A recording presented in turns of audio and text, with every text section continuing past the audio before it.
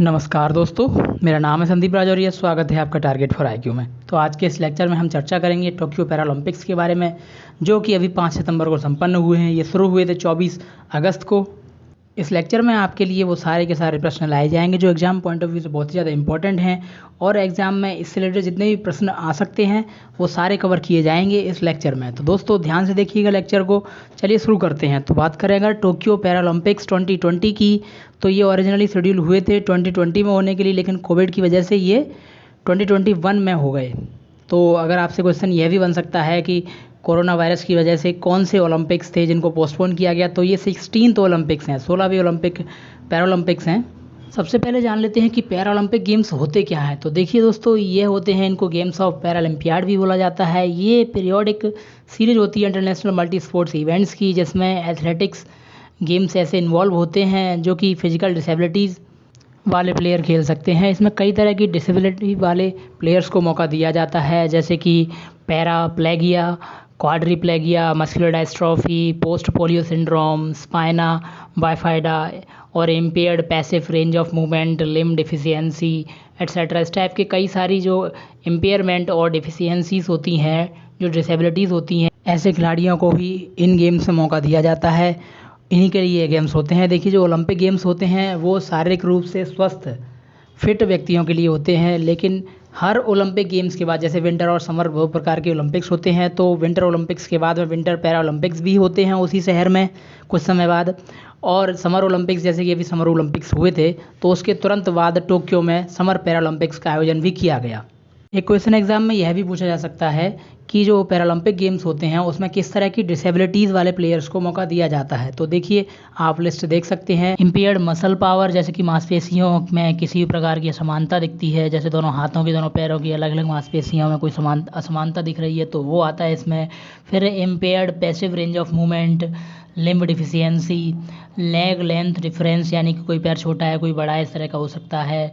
Short stature, hypertonia, ataxia, athetosis, vision impairment and intellectual impairment. कभी कभी ये भी होता है कि खिलाड़ी मंदबुद्धि होते हैं, तो शारीरिक रूप से तो वो स्वस्थ होते हैं, लेकिन उनका दिमाग उस तरह से काम नहीं करता है, तो उनको भी इसमें शामिल किया जाता है।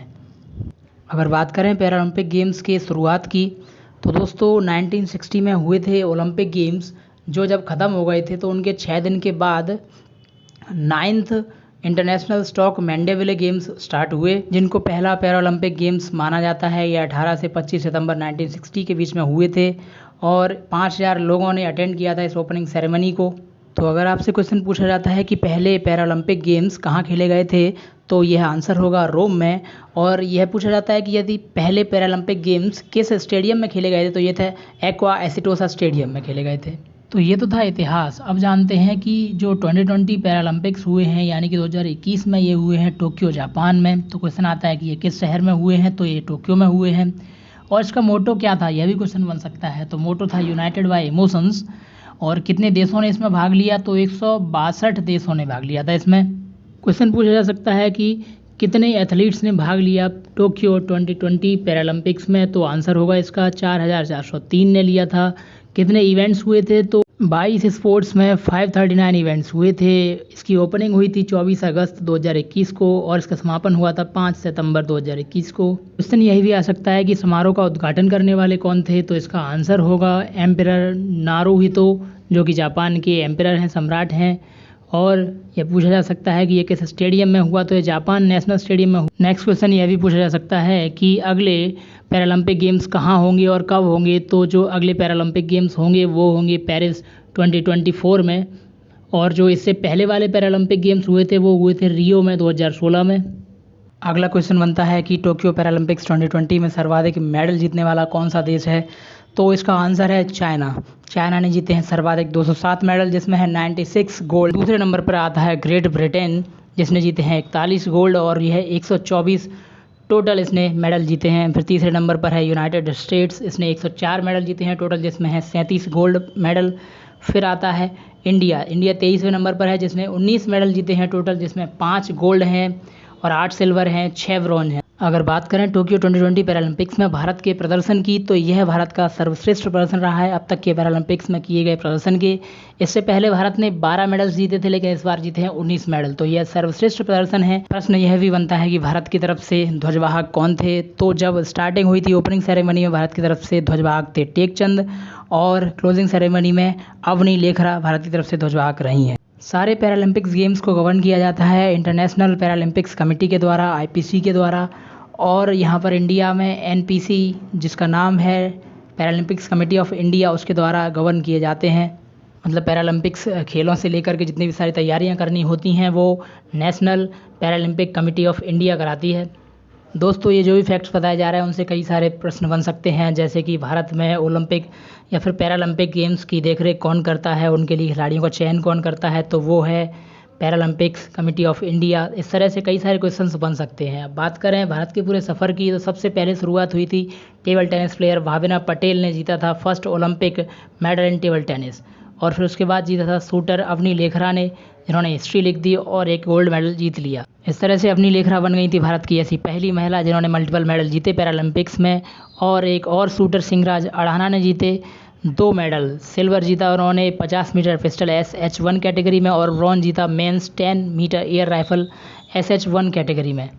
अब प्रश्न आता है कि ऐसे पहले कौन से आर्चर हैं, यानी कि धनुर्धर हैं, जिन्होंने ओलंपिक में पहला मेडल जीता है पैरालंपिक्स में। तो उनका नाम है हरविंदर सिंह, जो पहले भारतीय हैं जिन्होंने एक मेडल जीता है आर्चरी में। अब जानते हैं गोल्ड मेडल जीतने वाले खिलाड़ियों के बारे में। तो एक गोल्ड मेडल जीता है अवनी लेखरा ने शूटिंग में, जिसमें इनका इवेंट है women's R2 10 metre air rifle standing SH1 category में।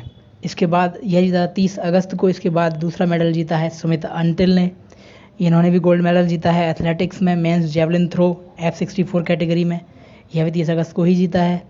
और उसके बाद में फिर एक और गोल्ड मेडल है जो कि मनीष नरवल ने जीता है, यह शूटिंग में जीता है mixed P4 50 metre pistol SH1 category में, 4 सितंबर को जीता था ये।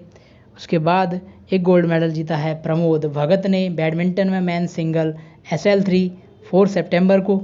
बैडमिंटन में ही एक और गोल्ड मेडल जीता है कृष्ण नागर ने मेन सिंगल SH6 कैटेगरी में, ये 5 सितंबर को जीता था।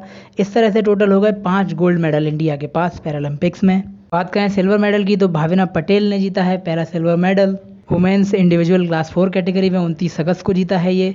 इसके बाद 5 मेडल एथलेटिक्स में जीते हैं सिल्वर मेडल। तो खिलाड़ियों का नाम है Nishad Kumar, men's high jump T47 category में 29 अगस्त को जीता है इन्होंने silver medal. Yogesh Kathuniya athletics में ही हैं, mains discus throw F56 category में 30 अगस्त को जीता है इन्होंने। देवेंद्र झाझरिया, इन्होंने men's javelin throw F46 category में जीता है सिल्वर। मरियप्पन थंगावेलू, इन्होंने जीता है mains high jump T63 category में 31 अगस्त को।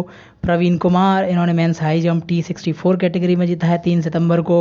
सिंहराज अड़ाना ने जीता है शूटिंग में mix P4 50 metre pistol SH1 category में 4 सितंबर को।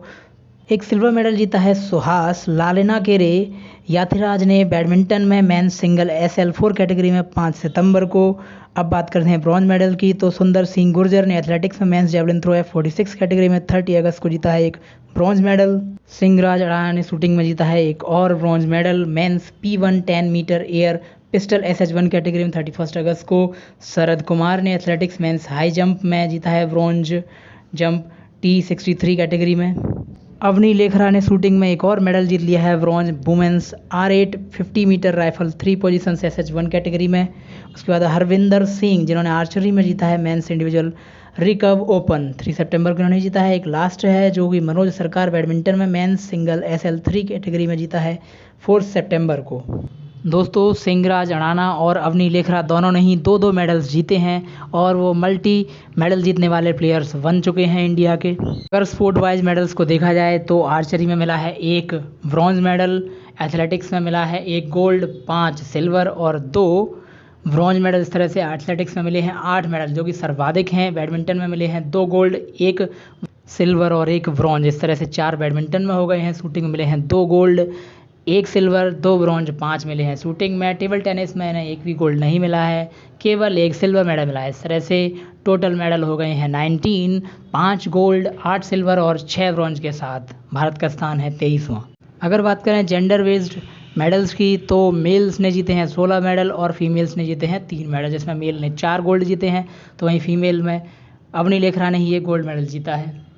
तो दोस्तों ये तो था एंड इस वीडियो का। आई होप कि आपको वीडियो अच्छी लगी होगी। अगर लगती है तो लाइक करिए वीडियो को, कमेंट शेयर सब्सक्राइब करिए। Thank you all.